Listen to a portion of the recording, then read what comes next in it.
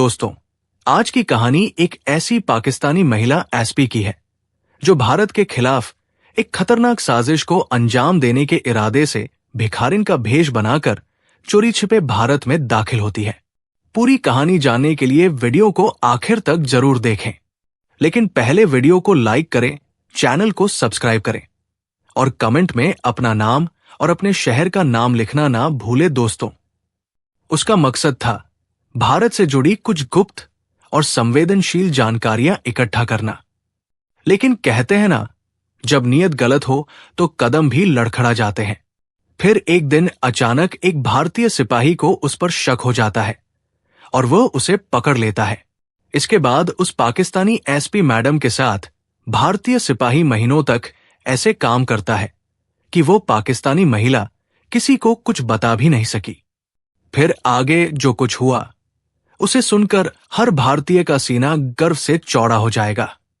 दोस्तों, कहानी शुरू करने से पहले संगीत, आप सभी से निवेदन है कि अगर आप भी सच्चे देशभक्त हैं तो इस वीडियो को लाइक करें, ज्यादा से ज्यादा लोगों के साथ शेयर करें और कमेंट बॉक्स में जय हिंद जरूर लिखें। तो आइए जानते हैं वो घटना जो शायद आज तक किसी ने आपको नहीं बताई। पाकिस्तान की खुफिया एजेंसी आईएसआई ने एक बेहद साहसी और खूबसूरत महिला अफसर को भारत में एक संवेदनशील मिशन के लिए तैयार किया था। उसका नाम आयशा खान था, जो पेशे से पाकिस्तान की एक सीनियर पुलिस अफसर यानी एसपी थी। आयशा खान को आईएसआई के सीनियर अधिकारी ने जो काम सौंपा था वो था भारत के एक ऐसे सैन्य क्षेत्र की जासूसी करना जहां नए हथियारों का परीक्षण हो रहा था। उसे वहां से गुप्त जानकारियां जुटाकर पाकिस्तान पहुंचानी थी। रात के समय एक गुप्त रास्ते से आयशा खान ने भारत पाक सीमा पार कर पंजाब के सूखे इलाके में दाखिल हुई। उसने भिखारिन का भेष धारण किया हुआ था। साधारण और फटे पुराने कपड़े पहने, बाल बिखरे हुए थे और साथ में एक पुराना थैला भी ले लिया था जिसमें उसका कुछ जरूरी सामान था।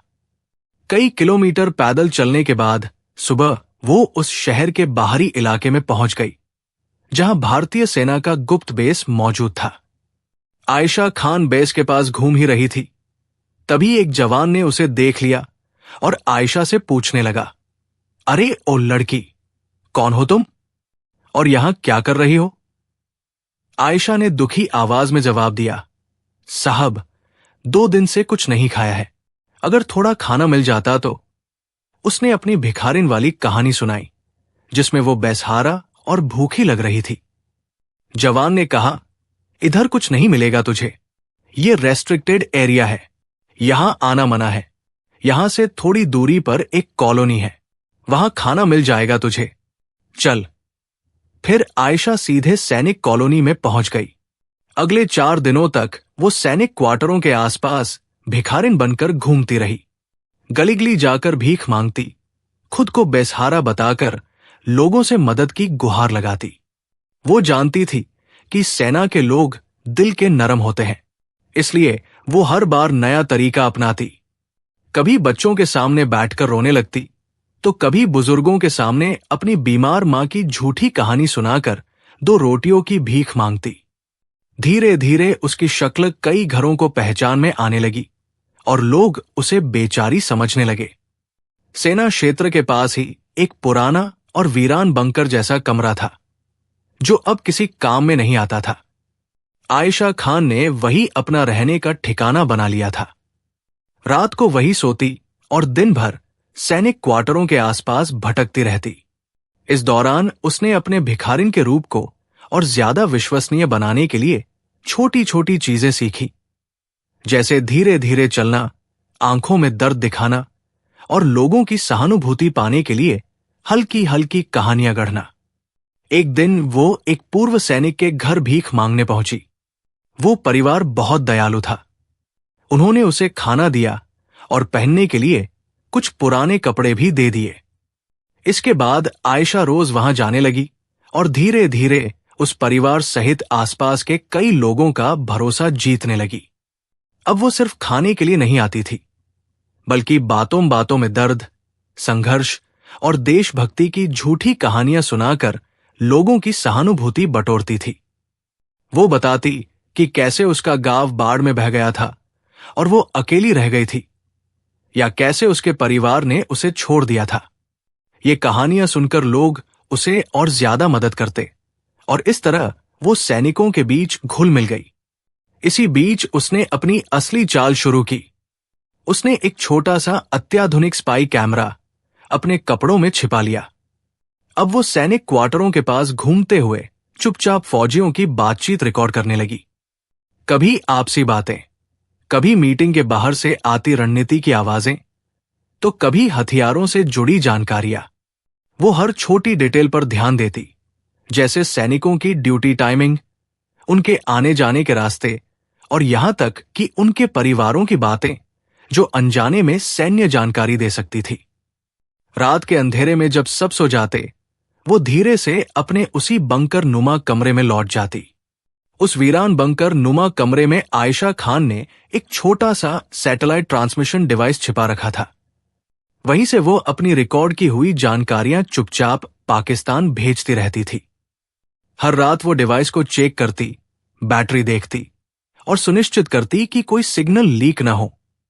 इतने दिनों तक किसी को उस पर शक तक नहीं हुआ।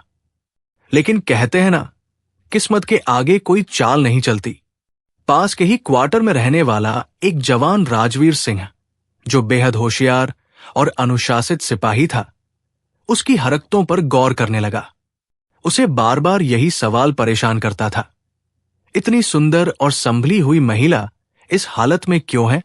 वो सिर्फ फौजियों के क्वार्टरों में ही क्यों जाती है? और सबसे बड़ी बात, वो रात होते ही अचानक कहां गायब हो जाती है?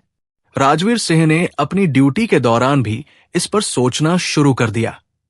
वो सोचता कि क्या ये कोई सामान्य भिखारिन है या इसमें कुछ छिपा हुआ है।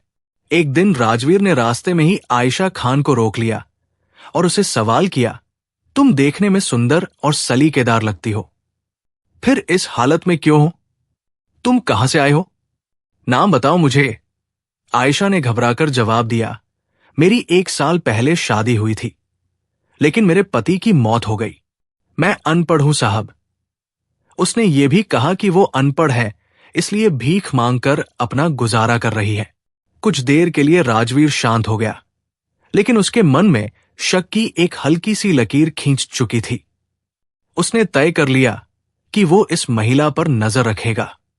अब राजवीर अपनी ड्यूटी के साथ साथ चुपचाप उस भिखारिन की गतिविधियों पर ध्यान देने लगा। वो देखता कि वो किस किस घर जाती है, किन लोगों से बात करती है। उसे ये देखकर हैरानी हुई कि वो औरत सिर्फ फौजियों के क्वार्टरों में ही जाती थी। आम नागरिकों से उसका कोई लेना देना नहीं था। राजवीर के मन में लगातार सवाल घूम रहा था, उसका असली ठिकाना क्या है? वो रात को कहां चली जाती है? राजवीर का शक अब धीरे धीरे यकीन में बदलने लगा था। वो हर शाम अपनी ड्यूटी खत्म करने के बाद दूर से उसका पीछा करने की कोशिश करता, लेकिन पहले तो सफल नहीं हुआ। फिर एक रात उसने चुपचाप उसका पीछा करने का फैसला किया। वो दूर से दीवारों के सहारे छिपता हुआ उसके पीछे चलता रहा। आयशा खान उसी पुराने बंकर में अंदर पहुंच गई जहां वो रहा करती थी। राजवीर बंकर के पास एक पेड़ के पीछे छिपकर आयशा पर नजर रखने लगा। फिर 5 मिनट बाद राजवीर ने बंकर की टूटी खिड़की से अंदर झांका और जो उसने देखा, उसकी सांसें थम गई। अंदर आयशा खान बिल्कुल अलग रूप में थी। फटे कपड़े नहीं, बल्कि साफ सुथरे कपड़ों में थी। उसके हाथ में एक छोटा इलेक्ट्रॉनिक उपकरण था, संगीत, जिससे वो लगातार तस्वीरें और रिकॉर्डिंग्स भेज रही थी। सामने खुले नक्शे पड़े थे, जिन पर भारत के कई सैन्य केंद्रों के नाम साफ लिखे थे। तभी वो धीमी आवाज में उर्दू में बात करने लगी। राजवीर समझ गया कि वह सैटेलाइट फोन पर पाकिस्तान के किसी अधिकारी से बात कर रही थी। राजवीर का खून खौल उठा। उसने खुद से कहा, तो ये दुश्मन है। लेकिन उसी पल उसने समझदारी से काम लिया। उसने अपने मन में सोचा, अगर वो अभी इसे पकड़ लेगा तो ये पता नहीं चल पाएगा कि इस साजिश की जड़ें कहां तक फैली है। वो बिना कोई आवाज किए वहां से अपने क्वार्टर लौट आया। लेकिन उस रात उसकी नींद उड़ चुकी थी। वो बार बार सोचता रहा कि कैसे एक इतनी सुंदर महिला इतनी बड़ी साजिश में शामिल हो सकती है, और अब वो क्या करे। अगली सुबह राजवीर आयशा को एक पेड़ के पीछे एकांत में ले गया। उसने सीधे शब्दों में कहा, अब झूठ मत बोलना, साफ साफ बताओ तुम कौन हो और पाकिस्तान को क्या भेज रही थी। आयशा खान घबरा गई, उसका चेहरा उतर गया। उसे समझ आ गया कि उसका राज खुल चुका है। कुछ पल चुप रहने के बाद उसने खुद को संभाला और बोली, अगर मैंने सच बता दिया तो क्या तुम मुझे तुरंत पकड़वा दोगे? राजवीर ने कहा, यह सब तुम्हारे जवाब पर निर्भर करता है। कुछ पल की खामोशी के बाद आयशा खान ने सच स्वीकार किया, मैं पाकिस्तानी अफसर हूं। मुझे यहां एक गुप्त मिशन पर भेजा गया था, लेकिन अब मैं पकड़ी जा चुकी हूं। राजवीर ने पूछा, तो क्या मैं तुम्हें अभी गिरफ्तार कर दूं? यह सुनते ही आयशा खान ने हाथ जोड़ लिए और घबराई हुई आवाज में बोली, नहीं साहब, मुझे गिरफ्तार मत कीजिए। तुम्हें जो चाहिए मैं देने को तैयार हूं। तुम जो कहोगे मैं वही करूंगी। बस मुझे बचा लीजिए साहब। संगीत, आज से मैं पाकिस्तान में जानकारी भेजना बंद कर दूंगी। संगीत। राजवीर एक पल के लिए सोच में पड़ गया।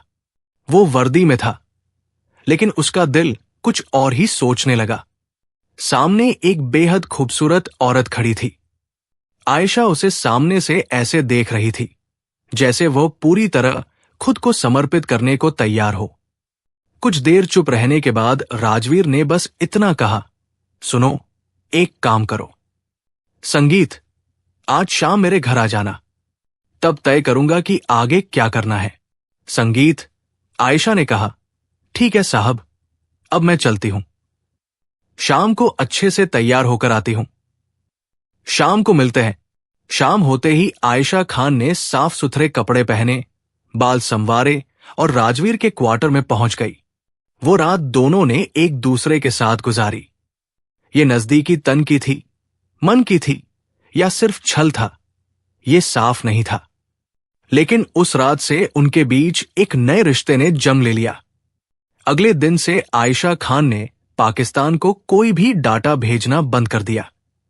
राजवीर ने उसका सैटेलाइट फोन और इलेक्ट्रॉनिक डिवाइस जब्त कर लिए। प्यार था, लेकिन देश पहले था। राजवीर अब एक गहरी मानसिक उलझन में जी रहा था। एक ओर आयशा खान की मोहकता थी, जो उसके दिल की गहराइयों तक उतर चुकी थी। वो उसकी मुस्कान, उसकी बातें और उसकी आंखों में छिपे दर्द को याद करता रहता। दूसरी ओर देशभक्ति और संदेह था, जो उसकी आत्मा को लगातार झकझोर रहा था। वो सोचता कि क्या ये सब एक छलावा है या सच में उसमें बदलाव आ रहा है। अब आयशा खान पहले जैसी चुप नहीं रहती थी। वो राजवीर से अपने जीवन के बारे में खुलकर बातें करने लगी थी। अपने अतीत की झूठी कहानियां सुनाकर वो उसका भरोसा जीतने की कोशिश करती, जैसे उसके बचपन की मुश्किलें, परिवार की परेशानियां और कैसे वो पाकिस्तान की सेवा में लग गई थी। दोनों शाम को साथ बैठते, बातें करते, खाना खाते और फिर साथ समय बिताते। राजवीर अक्सर सोचता, क्या सच में इसके पीछे कोई मजबूरी है या ये मेरे साथ कोई नाटक कर रही है। वो अपनी ड्यूटी के दौरान भी इन बातों पर विचार करता और रात को अकेले में खुद से बहस करता। उधर पाकिस्तान में आईएसआई बेचैन हो चुकी थी। लगातार आयशा खान से डाटा न मिलने पर वहां हलचल बढ़ने लगी। अधिकारी मीटिंग्स करते, सवाल उठाते कि क्या वो पकड़ी गई है या धोखा दे रही है। आखिरकार एक विशेष ऑपरेशन तूफान की योजना बनाई गई।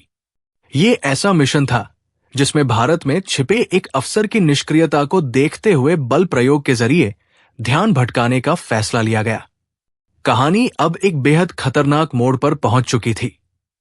पाकिस्तान में आईएसआई के एक अफसर ने सख्त लहजे में कहा, अब आयशा खान को भूल जाओ, या तो वो पकड़ी जा चुकी है या फिर मर चुकी है, इसीलिए वो कोई जानकारी नहीं भेज रही। अब इंतजार खत्म हुआ। अब समय आ गया है मैदान में उतरने का और खून बहाने का। इसके बाद 4 प्रशिक्षित आतंकवादियों को पंजाब की सीमा से भारत में घुसाया गया। उनका लक्ष्य था सेना के कुछ रिटायर्ड अधिकारियों की एक गुप्त बैठक पर हमला करना। इधर भारत में राजवीर के पुराने सैन्य संपर्कों ने उसे बताया कि सीमा पर हलचल बढ़ गई है। राजवीर को कुछ अनहोनी का आभास होने लगा था। वो रात दिन सतर्क रहने लगा, अपनी यूनिट को अलर्ट पर रखा और हर छोटी घटना पर नजर रखने लगा। राजवीर सतर्क हो गया। उसने आयशा खान को पकड़ लिया और सीधे सवाल किया, आयशा, कुछ छुपा रही हो क्या? तुम्हारा पाकिस्तान अब क्या करने जा रहा है? आयशा खान चुप रही। उसकी आंखों में डर साफ दिख रहा था, लेकिन वो कुछ बोल नहीं पाई। अब राजवीर पूरी तरह चौकन्ना हो चुका था। उसने आयशा खान की गहराई से तलाशी ली और एक छुपा हुआ डिवाइस बरामद किया, एक विशेष कैमरा जो अब भी सक्रिय था। राजवीर ने उसकी सारी रिकॉर्डिंग अपने कब्जे में ले ली। उस रात दोनों के बीच तीखी बहस हुई। राजवीर गुस्से में चिल्लाया, सच बताओ, क्या तुम अभी पाकिस्तान से जुड़ी हो? वे भारत पर हमला करने वाले हैं। तुमने मुझे क्यों नहीं बताया? आयशा खान फूट फूट कर रोने लगी। मुझे माफ कर दो राजवीर, लेकिन मुझे नहीं पता था कि वे लोग हमला करने वाले हैं। एक पल के लिए राजवीर का दिल पसीज गया, लेकिन अगले ही पल उसकी आंखों में भावना नहीं, एक सैनिक की सख्ती थी। अंततः वो दिन आ गया। आतंकवादियों ने हमला किया। लक्ष्य था सूबेदार रंजीत सिन्हा का घर, जहां सेना के कुछ अफसर गुप्त बैठक कर रहे थे। लेकिन भारतीय सेना के जवान और पंजाब पुलिस पहले से पूरी तरह तैयार थी।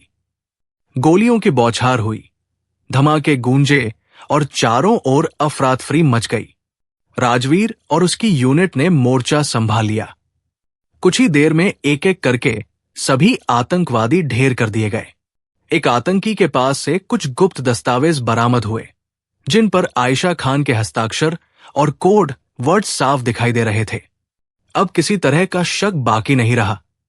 आयशा खान का अतीत पूरी तरह सामने आ चुका था। हमले के 2 दिन बाद राजवीर ने आयशा खान को बाहर बुलाया और शांत स्वर में कहा, अब तुम पाकिस्तान जा सकती हो। तुम्हारी सारी जानकारी हमारे पास है। तुमने कुछ समय तक वफादारी दिखाई, इसलिए तुम पर अभी मुकदमा नहीं चलाया जाएगा। लेकिन याद रखना, तुम्हारे खिलाफ सबूत हमारे पास हमेशा रहेंगे। आयशा खान ने हाथ जोड़ लिए और कहा, राजवीर, मैंने जो किया बहुत गलत किया, लेकिन मैंने दिल से तुमसे मोहब्बत की थी। राजवीर हल्का सा मुस्कुराया, लेकिन उसकी आंखें नम थी। ये मोहब्बत नहीं थी। उसने कहा, यह सिर्फ भ्रम था और मैं भ्रम में नहीं जीता। कुछ दिनों बाद एक गुप्त डिप्लोमेटिक चैनल के जरिए आयशा खान को पाकिस्तान भेज दिया गया। पाकिस्तान पहुंचते ही वह दोबारा आईएसआई से जुड़ गई। 6 महीने बीत चुके थे। इधर भारत में राजवीर सिन्हा को एक नए गुप्त मिशन पर भेजने की योजना बनाई जा रही थी। ऑपरेशन विजय। ये मिशन पाकिस्तान की सीमा के भीतर घुसकर एक खतरनाक आतंकी नेटवर्क को पूरी तरह खत्म करने के लिए था। लेकिन राजवीर को यह पता नहीं था कि इस मिशन के अंदर एक और परछाई छिपी है, आयशा खान। आईएसआई ने आयशा खान को दोबारा सक्रिय कर दिया था, लेकिन इस बार उसका लक्ष्य सिर्फ भारत नहीं था। इस बार उसका मिशन था राजवीर सिंह की हत्या। इस्लामाबाद में हुई एक गुप्त बैठक में जनरल अहमद ने उससे कहा, जो तुम्हारे दिल में रह गया है उसे खत्म कर दो, फिर इस खेल से आजाद हो जाओ। आयशा खान ने कोई जवाब नहीं दिया। उसके चेहरे पर अब ना भाव थे ना गुस्सा। वो बस चुपचाप सुनती रही और मन ही मन सोचती कि क्या वो सच में ये कर पाएगी। उधर राजवीर पाकिस्तान में घुस चुका था, नया भेष, नई पहचान और सिर्फ 2 साथी के साथ। लक्ष्य था इस्लामाबाद के बाहरी इलाके में मौजूद एक फैक्ट्री जहां हथियार और बम बनाए जा रहे थे, और वही हथियार भारत भेजे जा रहे थे।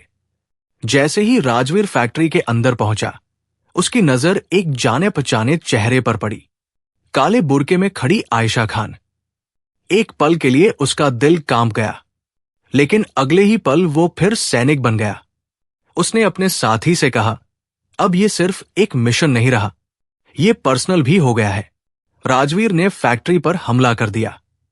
तेज धमाकों से पूरा इलाका गूंज उठा। आतंकी इधर उधर भागने लगे, लेकिन तभी चारों ओर से गोलियां बरसने लगी। अचानक राजवीर और उसके साथी को आतंकियों ने घेर लिया था। अचानक सामने से एक औरत आई और 2 गोलियां चलाकर 2 आतंकियों को गिरा दिया। वो आयशा खान थी। राजवीर ने कहा, तुमने मेरी जान क्यों बचाई? आयशा खान की आंखें भर आई, क्योंकि मेरी आत्मा अब खामोश नहीं रह सकती। मैं तुम्हें मारने नहीं आई थी, मैं खुद को आजाद करने आई थी।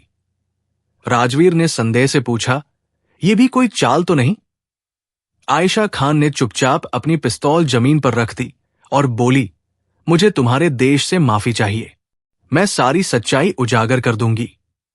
बस मुझे एक मौका दो। भारतीय एजेंसियों ने आयशा खान को हिरासत में ले लिया। उसके बयान इतने विस्फोटक थे कि भारत सरकार को तुरंत संयुक्त राष्ट्र तक फाइल भेजनी पड़ी। उसने आईएसआई के ऑपरेशन तूफान, आतंकी फंडिंग और राजनीतिक ब्लैकमेलिंग तक सब कुछ उजागर कर दिया। भारत ने पूरी दुनिया के सामने पाकिस्तान को बेनकाब कर दिया। राजवीर सिंह ने मीडिया से बस एक बात कही, एक गद्दार ने आखिरकार इंसानियत चुनी। हम नफरत से नहीं, सच्चाई से जीतते हैं। आयशा खान को भारत की जेल में रखा गया। उसने जीवन की सारी मोहमाया त्याग दी। जेल में वो रोज गीता पढ़ती और अपने कर्मों का प्रायश्चित करती थी। वो हर दिन अपने अतीत पर सोचती, कैसे उसने गलत रास्ता चुना और अब कैसे वो बदलाव की राह पर है। एक दिन राजवीर उससे मिलने जेल आया।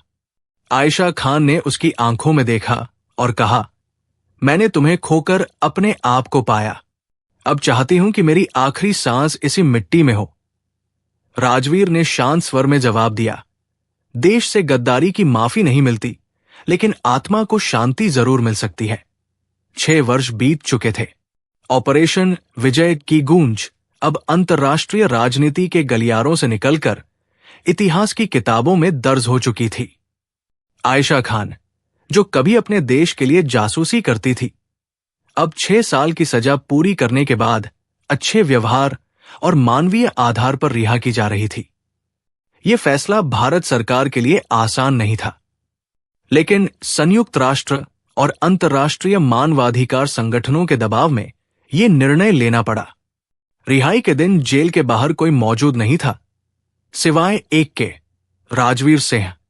आयशा खान चुपचाप उसके सामने खड़ी थी, जैसे कुछ कहना चाहती हो, लेकिन शब्द गले में अटक गए। राजवीर ने उसकी ओर देखा और शांत स्वर में कहा, चलो, तुम्हें तुम्हारे वतन की सरहद तक छोड़ देता हूं। गाड़ी चल पड़ी। दोनों के बीच गहरी खामोशी पसरी थी, वो खामोशी जो हर शब्द से भारी होती है। वाघा बॉर्डर तक का सफर लंबा था। हर किलोमीटर के साथ उनकी सांसें एक दूसरे की नजदीकी और दूरी दोनों को महसूस कर रही थी। थोड़ी देर बाद आयशा खान ने धीमी आवाज में कहा, मुझे लगा था तुम मुझे देखने भी नहीं आओगे। राजवीर ने कोई जवाब नहीं दिया।